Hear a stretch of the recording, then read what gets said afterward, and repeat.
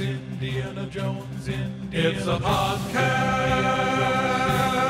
about Indiana Jones. Every movie, 1 minute at a time. The Indiana Jones Minute.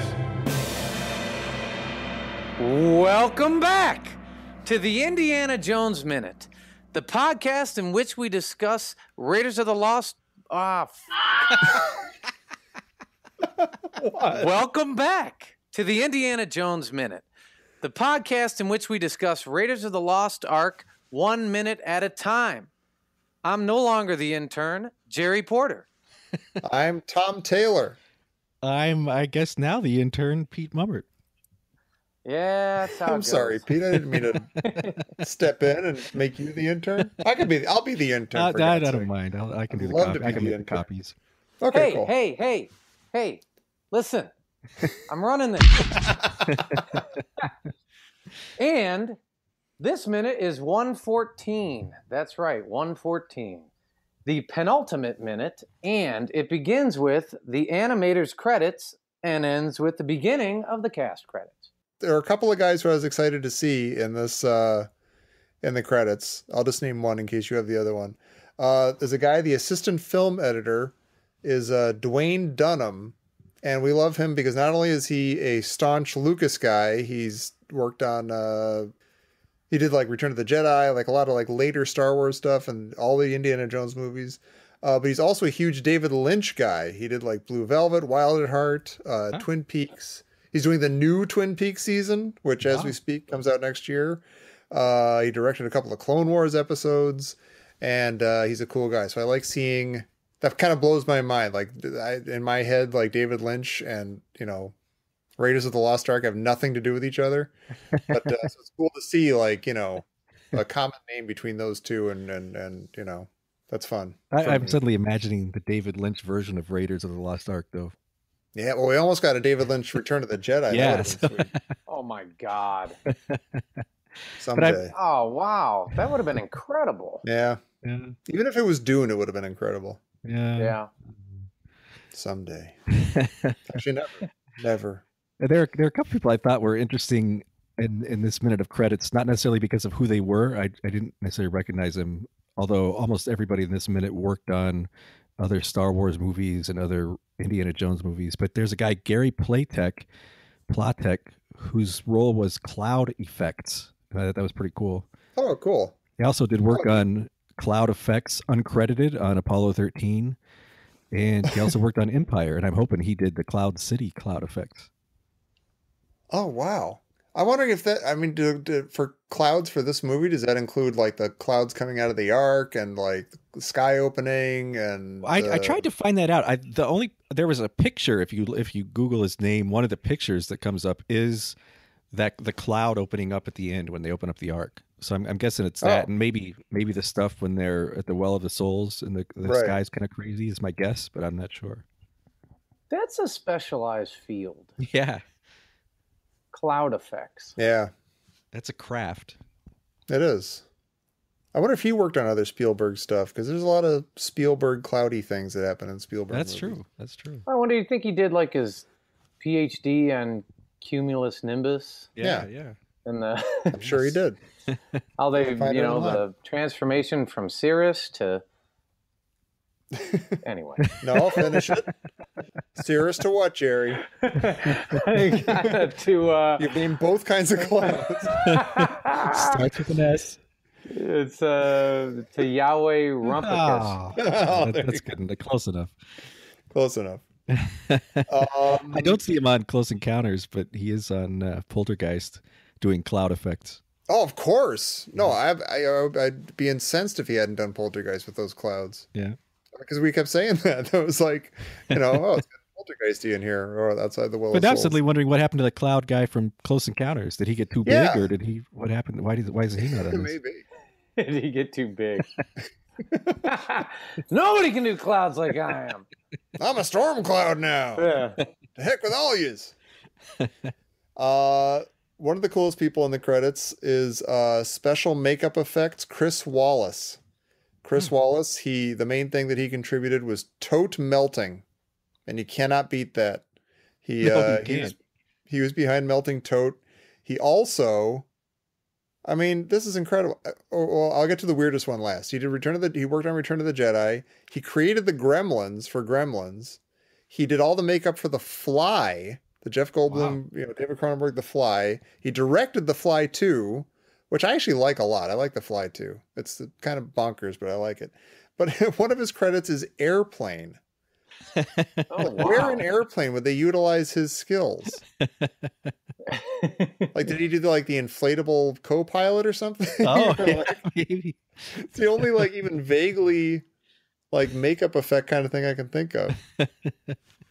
Who knows? But anyway, he's awesome. Speaking of melting, Tom, did you post the pictures, the 4 pictures of each bad guy melting on Facebook? The Listener's Crusade. Yeah. I was eating when I logged into the Listener's Crusade. I couldn't believe that. You basically did exactly what you did when we were 11. Yeah. Yeah. Which I appreciate and wanted to thank you. I wanted to thank you in real time. You're welcome, Jerry. And if you want to see those, you can join our Facebook group, Indiana Jones Minute and the Listener's Crusade, and you see all kinds of crazy stuff like that while you're eating. We do kind of stuff like this all through the picture. Yeah. We get into the cast in this minute in the credits. And the first thing I noticed, did either of you guys pick up on this? Harrison Ford's character is billed as Indy. I didn't even notice it. He's the first credit, and it's Indy, Harrison Ford. He's not Indiana Jones or even Dr. Jones, right? He's just Indy. Makes sense. I wonder if that's true in the other movies. Yes, there's something about that seems like it's reaching to maybe the next movie. And what do you mean? We're already pals with him, so we call him Indy? Yeah, or just in the next movie, do they call him Indy a whole lot? Is he called Indy in this movie? He's called Indiana by Belloc. No, Sala and Marion call him Indy constantly. Yeah. That's true. And I think in the next movie, it's preferable that you call him Dr. Jones. Yeah, he might be Indy less in that one. Yeah, we'll have to see. Yeah. Or fewer times. Before we get to the credits, one I thought was interesting, Thane Morris does pyrotechnics. And I just thought, if there's a fun job to have on this earth, it would have been pyrotechnics on this movie. Yeah. Between blowing up Belloc and maybe getting to blow up Marion's fake basket and all that stuff. Yeah. Basically the minister of rumpus when you do that. The minister in charge of rumpus. There's a Dr. Seuss book. The regent of rumpus. Oh, okay. We get the... Shoot, I didn't write these down, but I noticed that, here's my note. Does Ronald Lacey being billed before John Rhys Davis make sense? No. Yeah, I kind of agree. No, too. Yeah. Although, and we talked about this a little bit a few minutes ago. Who's the bad guy in the movie? I'm still going to say that Belloc is the main bad guy, but he's not the worst guy in the movie. See, you were making Belloc the point that adversary, but I don't know if he's the bad guy. Well, I mean, if you want to get technical, he's the antagonist. Mm-hmm. But he's got worse guys who he's with who are actually evil people. We were saying last week, I guess. Yeah, last week that he's not the most evil. Toad is clearly more evil, and even Dietrich is more evil. If you had to design a hierarchy of bad guys for this movie, who would you put on top? Indy? Well, I mean, are we going to make the distinction between who is a worse person or who is in terms of character? Belloc has to be at the top because he's the antagonist. He's the shadowy reflection of the hero. He's the guy who the hero is fighting against. But yeah, he's the people he's working with are worse. He's also the guy that seems to be controlling all the bad guys. He seems to be the guy in charge. Yeah. Is Darth Vader worse than the Emperor? But then who's the main bad guy? Until we talked about this, until they find the Ark. And then the tables turn. For a little bit. But he still drives he still seems to be driving a lot of the decision process. Yeah. Well, listen. Hey, who rides shotgun? Who's in the front seat? Yeah, but then he talks Dietrich into making the whole army march across a stupid desert to do this ritual that doesn't end up working anyway. Like he's still, they're still deferring to him after we thought that he was totally, had served his purpose. I agree with you. It's weird. It's weird. Yeah, he is the main bad guy, and then you're kind of like, and Totes is nah. Yeah, it's a shadowy. Yeah, it's a little funny. It's kind of Grand Moff Tarkin, Darth Vader scenario. Exactly. Yeah, there are a lot of movies where there's the main bad guy, but the main bad guy's like right-hand man is like the creepier, worse guy. Right. Uh-huh. And I can't think of any examples right now. Well, my two favorite names are Stella Queff. As in like, oh, that's a Stella Queff over there. And Dick Dova. Yeah, I had Dick Dova too. I like Dick Dova. Yeah. That's not Dick bad. Dova. Yeah. I had Udo Pample. I had Udo Pample as well. Good old Udo. So, if we talked about it, who would you say got Dick Dova the most? For me, that's easy. Yeah? For me, that's Sala. Because Sala, Sala's the nice guy. He did everything that was asked of him. He helped the guy he thought was his friend. And in doing so, he ends up turning over one of the greatest archaeological treasures in history and part of his national heritage to a guy who basically makes it so it's never going to be seen or heard of again. At least with the Elgin marbles, you can go see him. And Sala's the guy, the greatest digger, and he wound up giving away the greatest archaeological find in history. I think that's going to be hard for him to deal with. Plus, he lost his girlfriend. He lost the love of his life, and now he has to raise mud on his own. And that's all going to make an unhappy guy. Can we talk about Total Recall now? Yeah, really. No, I don't even know why this is a conversation. Nobody got Dick Dova? Nobody got Dick Dova more in this movie than Marion Ravenwood. Even 10 years before the movie started, she was dicked over. And we know that she's going to be dicked over like half an hour after the movie. Well, what's interesting is when the movie ends, she seems completely happy.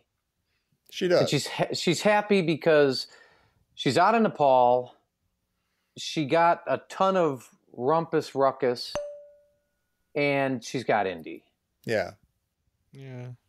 And for the moment, that's what she wants, and that's cool. Yeah. Yeah. Yeah.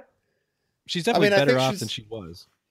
I'm not saying I disagree with you. I'm just saying it doesn't match what we, her countenance at the end of the movie. I think maybe she just hasn't quite realized that she's been dicked over. I don't think Sala feels dicked over, and I don't think he's going to. I think he's fine with everything that happened. He had a fun adventure, and he saw his buddy, and they'll see each other at Christmas or something. And but Marion, I don't know. I feel Marion. I know this has been a real thing watching you with Marion. You were very protective of her in those minutes. I always many minutes. Yeah, but it's grown. We've had time to study her situation and stuff, and I feel like she's always excited and happy, and she's happy to be with Indy, but I don't think she's examined that fully yet. I think I think she's still thinking with her, as we've been watching this movie with our 10-year-old brains much of the time. I think she's thinking of Indy with her 15-year-old brain or whatever it was. And she hasn't quite lined that up with what's going on now. Sure. Poor Marion. I think, the movie, at the end of the movie, you're supposed to feel like Indy and Marcus got dicked over. Yeah, that's true. Yeah. I think Marcus did. Marcus has nothing to show for anything. Well, we don't know what the settlement was, but yeah, he definitely does. Yeah. But I'm sure he was more interested in getting the Ark. Yeah.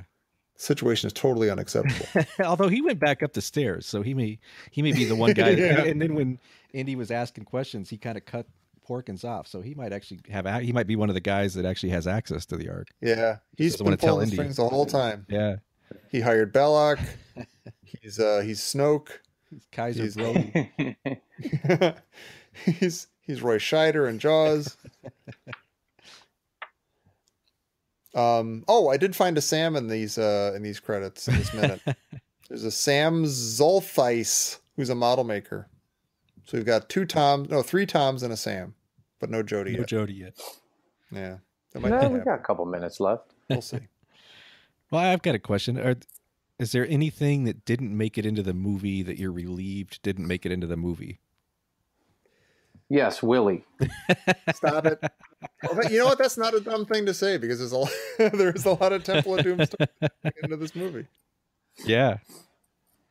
No, go ahead. Oh, yeah. That's like the minecart chase was supposed to be in this movie. Yeah, the inflatable raft, He was that gonna- big shield, that big or Yeah. the Yeah. big gong yeah. used as a shield. I wrote down 3 of these, and as I'm looking at them, okay, there's one that I'm absolutely sure I'm so extremely glad this movie would be a stupid 90s action movie if Toad had had a machine gun arm. I mean, that's such a weird, even just to hear that they were thinking about that and that they drew pictures of it. Like, even to have that idea in like 1978 or 79 when they're putting the movie together is so bizarre to me. Like, they didn't even do stuff like that in James Bond necessarily at that point. I don't know why. For some reason, that's okay to me. I don't know. That would have been such a different, like that. The whole movie could have been done exactly the same way. But if Toad showed up with a machine gun arm, I'd be like, this is not the movie that I remember in that other timeline that I was living in. This is You know what? weird. I'm gonna pull out something from the very beginning here, Tom. And you're not gonna like it, Fine. but I'm gonna pull the Tom Selleck card. Oh, Had that happened, Uh-huh. you would have thought it was good. Others of us might not have thought it was good.